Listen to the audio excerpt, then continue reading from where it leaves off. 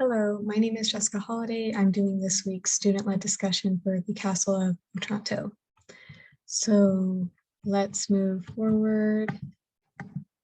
Let's talk about the author and the setting. So the author is Horace Walpole.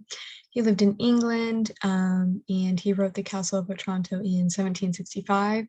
So for the setting of this, it's obviously based on the name. It's a very large Gothic castle with stone walls, very dark, gloomy, corridors, labyrinth-like, a lot of fun.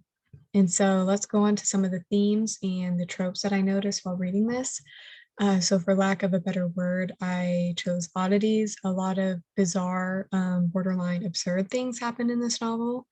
And the next thing is some Gothic themes. So we had ghosts, we obviously had a castle, we had women in distress, and we also had some very tyrannical male figures. And moving on to our third point is proprietary desires or lust. I couldn't find a better word because I don't just mean like desiring something. I mean desiring something when you shouldn't, when it's wrong, or when you desire it, you believe that you're entitled to it or you're entitled to someone. So let's move on. Let's talk about the first one. So a lot of very weird occurrences happened, and the first one that kind of set the tone for this was a very large helmet crushing the main character Manfred's son Conrad. So this set the tone for the entire novel. It was very bizarre. I didn't quite understand, and it didn't make me scared. I just felt very confused. But basically, a very, very large helmet fell from no one knows where, and it was from no one knows who, and it crushed Manfred's son Conrad on his wedding day. And along with this weird theme, we also had paintings moving, like the eyes, and there seemed to be a giant ghost knight in the castle, and maybe this is where the helmet came from. And there was also a couple specters. The most memorable one was the interaction with Frederick, Isabella's father, where the specter basically told him that he was not fulfilling his duty and he was not saving Isabella and to forget about Matilda. So all of these occurrences really added to the confusion and almost bizarreness of this novel. They added and increased a lot of different questions that I personally had, and I'm going to assume other readers had. And as I said before, like, where did the helmet come from? And so all these questions that were raised were rarely answered, and the readers were kind of left to ponder. And so let's talk a little bit about some of the Gothic horror themes. So we had women in distress. In almost every scene, you had either Matilda, Isabella, or Hippolyta,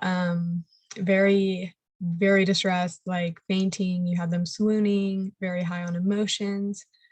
And of course, we had the castle, and this castle was very dynamic. We had movement, we had specters, we had a giant ghost knight. It was almost ever changing. It was very interesting. And we also, as I said before, specters, ghosts, omens, prophecies. And as I mentioned earlier, a lot of high emotions, a lot of like over dramatic reactions to things. And one of them was when Matilda learned about Theodore's death sentence because they fell in love with each other at like first sight. She fainted. So on to my last topic is we had proprietary desire and lust.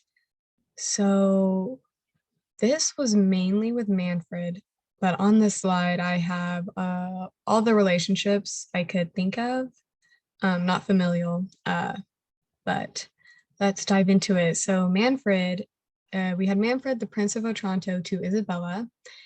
And so first red flag, Manfred is married and Isabella was Conrad's fiance. And before any of this happened, Manfred obtained Isabella for his son through bribing her guardians.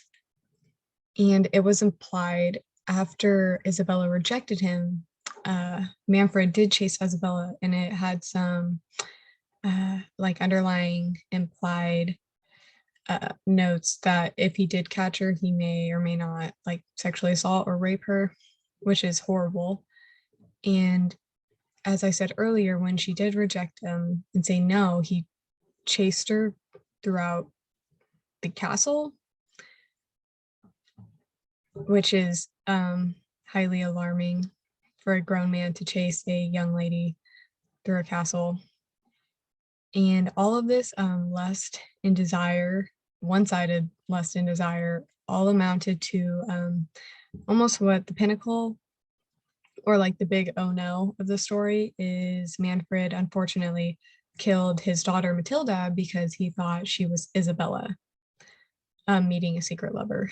And again, this plays into like excessive pride, you know, if and narcissism, just if I can't have her, then no one can have her, or if she rejects me, like she should not be able to reject me. And then moving on, we had Frederick, which is Isabella's father to Matilda. So Frederick came to save his daughter from Manfred. And when he got there, he saw Matilda and noticed she was extremely beautiful, very sweet, very nice, and he soon began to desire her. And unfortunately, he even agreed to do a double wedding with Manfred, so Manfred could get Isabella and he would marry Matilda.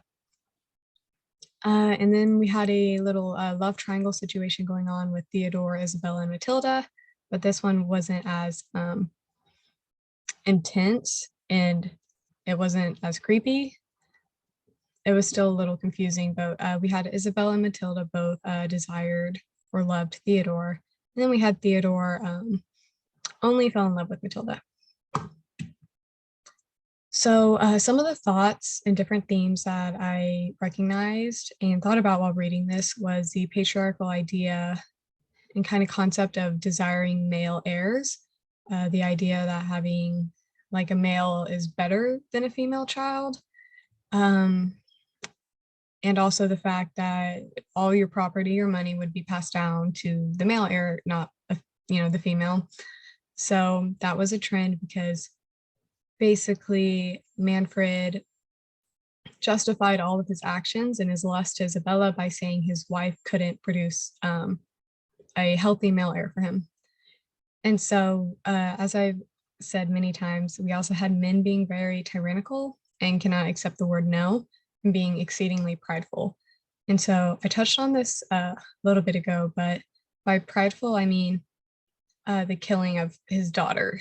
It was almost, he couldn't believe that Isabel rejected him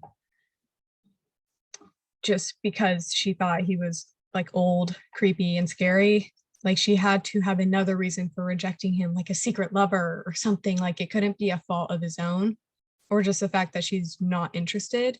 It had to be another male was involved and he took that attention, like took Isabella's attention away from himself. And we also had women are very, very like weak and feeble. We had them fainting. We had them just agreeing and forgiving the men. And the one that stood out to be the most was Matilda forgiving Manfred after he stabbed her. This didn't sit well with me. Like, he did kill you. And also, if he didn't kill you, he would have killed Isabella, unfortunately. And then, as I mentioned, just a lot of high emotions of jealousy, lust, and anger. So we had a lot of similarities between our past readings and this one.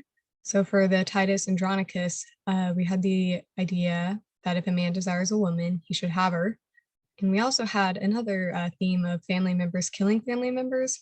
So both Titus and Manfred killed their daughters. Titus on purpose, Manfred accidentally, but to the same effect. And for Sweeney Todd, this one's a little bit harder to find, but we had very, I believe, erratic, or to us in this day and age, like ill logic, not making sense protagonist. I don't know if that's coming across right. So Manfred, very erratic.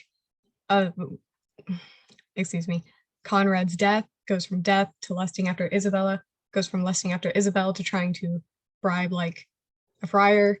It goes, and he's just all over the place. And then for Sweeney Todd, he had this whole noble cause of everyone to die. Like, if you're wicked, you should die fast.